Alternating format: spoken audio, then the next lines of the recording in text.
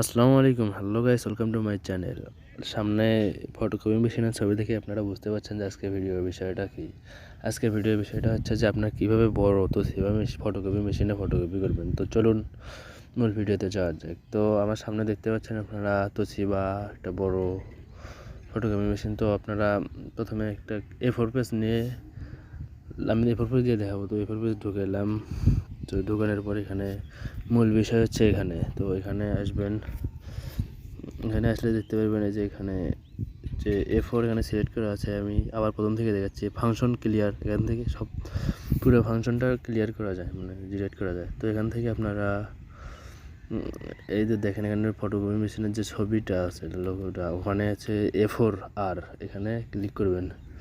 তো A4R click করার পরে এখান থেকে কালি, এখানে অটো আছে কালি, তো এখান থেকে কালিটা বাড়াবেন।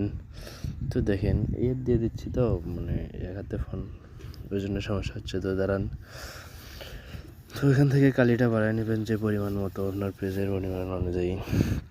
তো বাড়ানোর পর এখান থেকে জুমটা বাড়ায় দেবেন, কমায় দেবেন। জুম 100% থাকলে আপনার কাগজের উপর নির্ভর করবে সেটা কতখানি জুম কমাতে হবে। তো আপনারা আপনাদের পরিমাণ মতো জুম কমায় নেবেন। তো আমি 97% নিলাম, এটাই পুরো বেটার সবগুলো কাগজের ক্ষেত্রেই। তো এখান থেকে দিয়ে সিম্পলি আপনারা এখন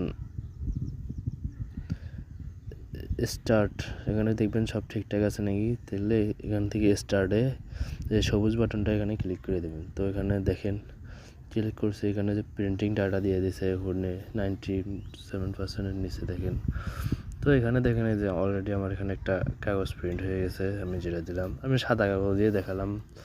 তো এভাবে মূলত আপনারা কোনো ইয়ারে ফটোকপি করতে পারবেন। তো এখানে একটা বিষয় নিয়ে মিস করছি, যে এখানে আপনারা কত কপি দেবেন। এখানে যে কপি আছে যে 97%-এর পরে, তো এখান থেকে আপনারা এই যে এখানে যে নম্বর প্যাডটা আছে, এখান থেকে 2, 3 যে কয় কপি করবেন ওই কয় কপি সিলেক্ট করতে পারবেন। তো সিলেক্ট করে স্টার্ট দিলে হয়ে যাবে। তো মূলত এইভাবে আপনারা এই ফটোকপি মেশিনের কাজ করতে পারবেন। তো এই ছিল আজকের ভিডিও। তো আপনি যদি আমার চ্যানেলে নতুন দর্শক হয়ে থাকেন তাহলে সাবস্ক্রাইব করে পাশে থাকবেন এবং পাশে থাকা বেল আইকনটি বাজিয়ে দেবেন। দেখা হবে নতুন ভিডিওতে। সেই পর্যন্ত সবাই ভালো থাকবেন, সুস্থ থাকবেন। আল্লাহ হাফেজ।